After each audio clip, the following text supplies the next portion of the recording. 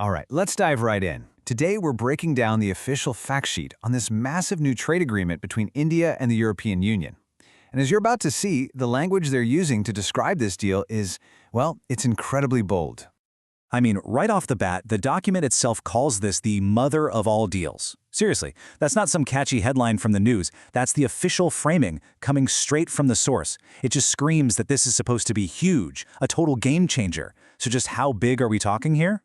Get this. We're talking about a combined market of $24 trillion. Let that sink in for a second. This isn't just about tweaking a few import duties here and there. Nope. This is about weaving together two economic superpowers in a way that could literally reshape the map of global trade. The stakes? Yeah, they're about as high as they get. Okay, so first things first, let's really look at this partnership of giants.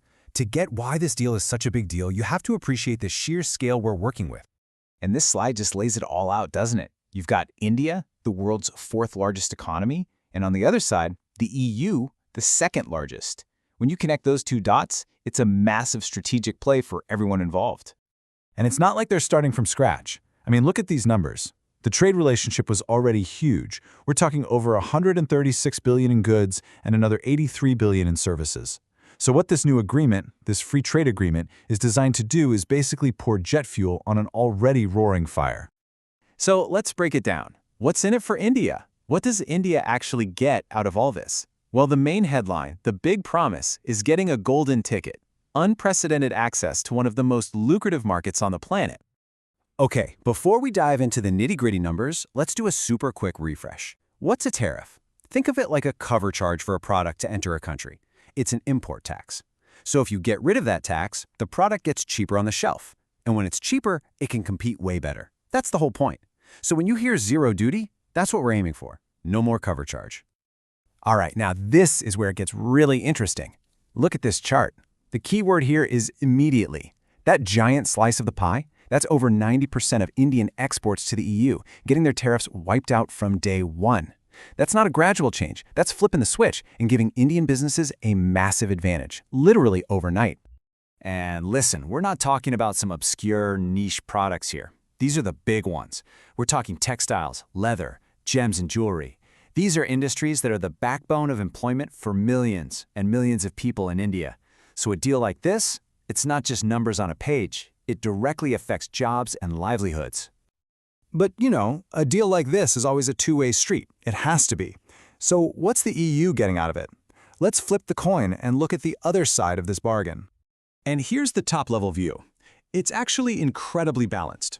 India gets a leg up on 99.5% of what it sells to the EU. In return, the EU gets a leg up on 97.5% of what it sells to India. I mean, those numbers are almost perfectly matched. It's about as comprehensive and symmetrical as these things get. Now, for the EU products coming into India, the door doesn't just fly wide open all at once. It's a bit more phased. Yeah, about half get that immediate duty-free pass, but for a big chunk, almost 40%, those tariffs will disappear over the next 5, 7, or even 10 years. And that's a really important detail, right? It's designed to give Indian industries some breathing room to adjust to the new competition. So you might be asking, why would India agree to this? Well, it's a strategic move. It's not just about exporting more stuff, it's about importing smarter. The idea is to make it cheaper and easier to get a hold of high-tech European goods, machinery, components, you name it. That lowers costs for Indian businesses and helps them slot themselves right into those really complex, high-value global supply chains. Okay, but this deal isn't just about boxes on a container ship. It goes way beyond physical goods. We're now moving into what you could call the new frontiers of trade, services, and professional talent. And for a country like India, this is absolutely massive. And just look at that number, 144. That's how many different service areas in the EU that Indian providers now get stable, reliable access to. Think about it, especially for things like IT, where India is a world leader, this creates a predictable playing field. Companies can now invest and plan for the long term without worrying that the rules are suddenly going to change. And it's not just about companies, it's about people too. The agreement lays out these really clear pathways for Indian professionals to work in the EU. So, whether you're just visiting for business, getting transferred by your company, or you're a freelancer, there's now a clear-cut framework to make that whole process smoother. All right, enough with the big picture for a second. Let's get down to brass tacks. We're going to do a quick rapid-fire round on some of the specific industries that are set to win big from this. First up, textiles and apparel, a classic cornerstone of India's economy. Check this out. Those tariffs, which could be as high as 12%, gone, vanished. For an industry where every penny counts, that's a monumental shift. It instantly makes Indian products way more competitive in a market worth over $260 billion. Okay, next up, another huge one for jobs, leather and footwear. And if you thought the last one was big, this is even more dramatic. We're talking about tariffs as high as 17%, just erased. It completely levels the playing field for Indian exporters trying to get a piece of that $100 billion pie. All right, let's look at one more, marine exports. This is so critical for all of India's coastal regions. And wow, this one is just a jaw-dropper. Tariffs as high as 26% are getting slashed. You can see why the fact sheet itself uses the phrase turbocharging.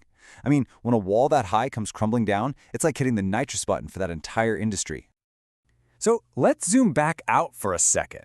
The way the document presents this whole thing, it's not just about trade numbers for next year. It's framed as a key building block for a much bigger vision, empowering India at 2047, which is the centennial of India's independence. It's about the long game. So the fact sheet paints a picture of incredible promise, incredible potential, but it all comes down to this, right? As this deal actually gets implemented over the years, will it really live up to that incredible title, the mother of all deals? I guess we'll have to wait and see.